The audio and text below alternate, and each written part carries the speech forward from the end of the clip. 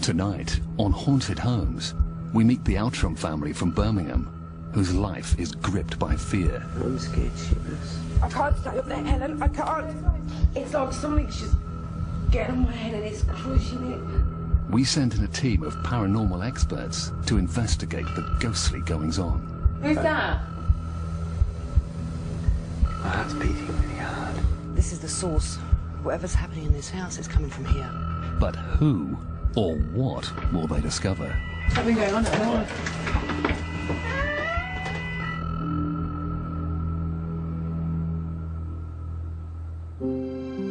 There's no place like home, except of course if you think yours is haunted. 49% of the population believe in the paranormal. But forget castles or stately piles. You don't have to live in a Gothic mansion to have a ghost. 42% of Brits claim to have had personal encounters. Thousands of ordinary families all over the country are convinced they've had paranormal experiences in their own home. Hold tight, just now. Liz and Chris Outram have been together for 10 years. They have 4 children, Charlene 10, William 6, Christine 5, and 3-year-old Christopher. And the guardians to Liz's 16-year-old niece, Kirsty. 2 years ago, when they moved into their semi-detached house in Birmingham, they thought they'd found their perfect family home. Everything was fine. We did all our unpacking and everything, and nothing was out of the ordinary. And then about 3 weeks later, we started hearing, like, footsteps. A few weeks later, I was standing at the bottom of the stairs and I heard a young babe cry. It sounded like a newborn baby. So I went upstairs.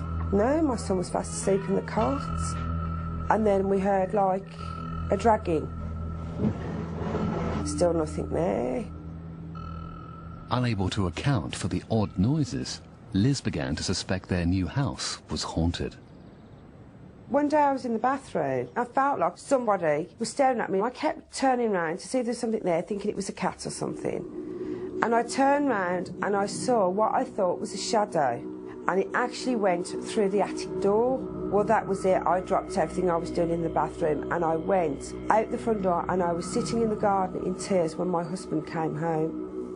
But Chris didn't take her fears seriously until one night a few weeks later he heard footsteps on the hall stairs and there was no one there. I was sort of not believing at first, but now I'm beginning to think otherwise. So now I'm actually starting to believe that there are some activity. But it's not just strange noises that have frightened the family. It can go cold one minute, hot the next. You can get pictures coming off walls. I've seen lights in here. It can be very uncomfortable for me in here. This is my niece's bedroom. There is quite a lot of activity in this room. Toys on the chair will move, quilts pulled off. In this room, the light turned on and off on its own quite a few times. I generally don't like being in here.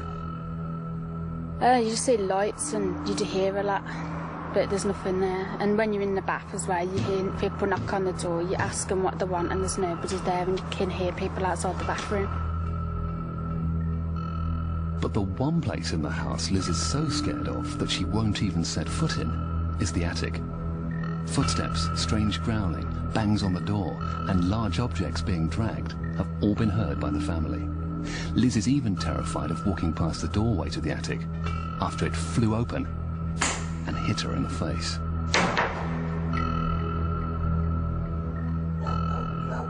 It's become quite a strain on my marriage. If I have a bad night, as I call it, because I can feel the presence or I can hear the footsteps, I mean, he has to get up, he has to make me drinks. I won't come downstairs on my own. I won't go to the toilet at night on my own. He has to come in with me. It has to literally be there 24/7. We gave Liz and Chris a camcorder for a week in an attempt to capture some of the noises and moving objects they have been experiencing. I feel sick because I don't feel, I'm scared shitless. Got a tightening in my stomach, like I've just been on a fair ride, yeah. Whilst they recorded no concrete evidence of any paranormal activity, they did capture some footage of unexplained moving lights. Some investigators believe such lights, known as orbs, represent spirit energies. I've got a fucking light show here. Could these lights be proof that the Outrams are being haunted?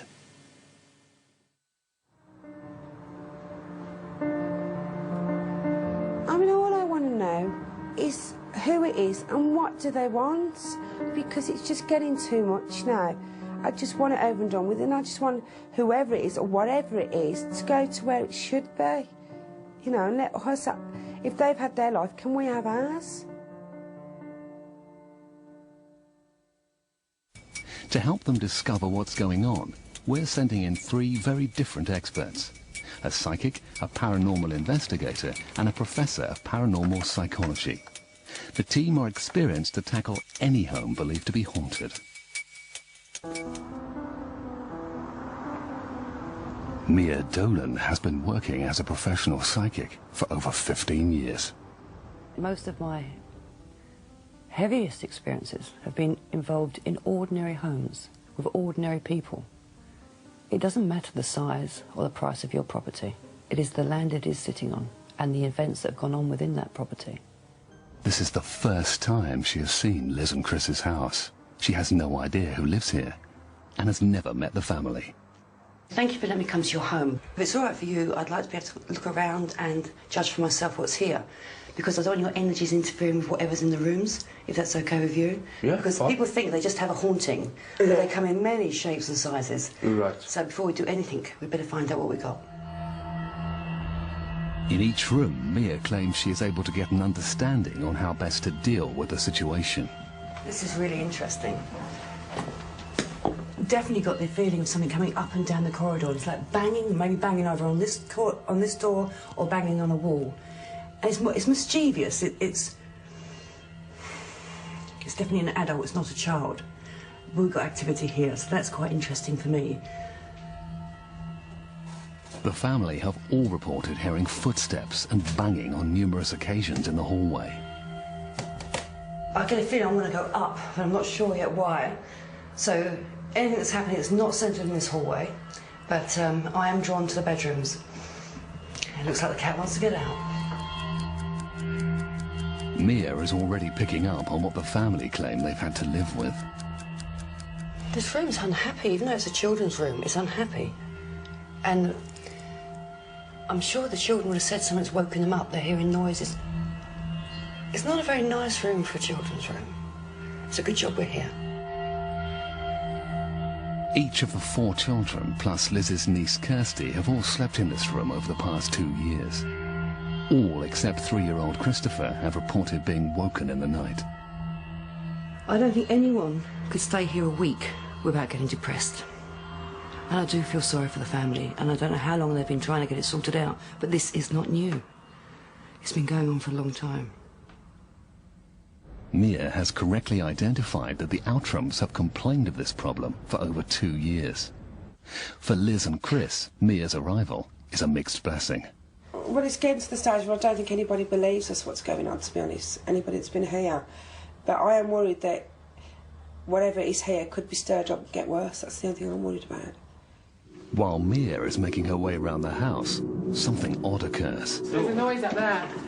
An alarm has suddenly started to go off in the attic. There's something going on up there. As the crew investigate, Liz and Chris are completely oblivious to the drama unfolding upstairs. Get the light on, Steve. Stop.